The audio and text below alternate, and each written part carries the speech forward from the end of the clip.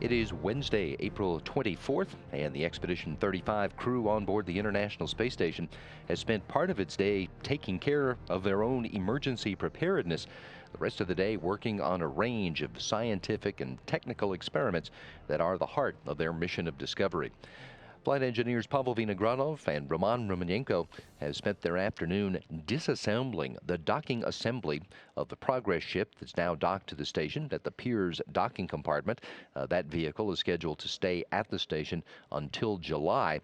In the meantime, a new Progress vehicle headed for the International Station launched this morning from the Baikonur Cosmodrome. That new Progress 51, launched on time this morning and is headed for an arrival at the station at 7:26 Houston time this Friday morning.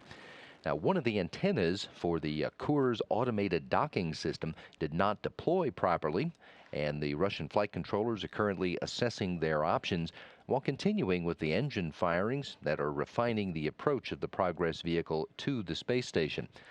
It's expected to arrive at the Zvezda aft docking port on Friday morning, and NASA TV and NASA.gov will have live coverage of the docking beginning at 6:45 a.m. Central Time. Today, Commander Chris Hadfield completed a lens change on the EarthCam camera, supporting another week of photography of targets all over the Earth taken by students from all around the globe. Hadfield then joined his crewmates for an emergency response drill, a routine practice for crews to periodically refresh themselves on how they respond to onboard emergencies. All of the crew members later took part in a conference with ground teams to evaluate the response of everyone involved.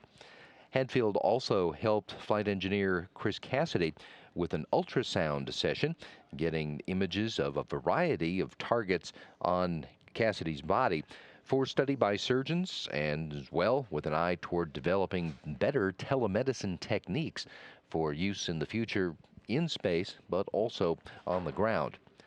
Flight engineer Tom Marshburn had several hours Wednesday setting up the Robonaut in the Destiny Laboratory for use in Thursday experiment operations, when he will telerobotically control R2 by both his voice and by having it mimic his head and hand motions. The Robonaut is an experiment that's just another step in developing better robotic capabilities for use in future space exploration. Flight engineer Alexander Mazurkin devoted the early part of his day on Wednesday to cleaning out ventilation systems in the Russian segment of the station. His afternoon spent testing experiment equipment and taking routine air samples as the crew monitors the environmental quality inside the station. All of the crew members keeping an eye on the approach of the new Progress cargo ship, which is due Friday morning with more than 3 tons of supplies for the station's crew members, as well as for the dozens of experiments that they're working with as they push forward with a mission of science on the International Space Station.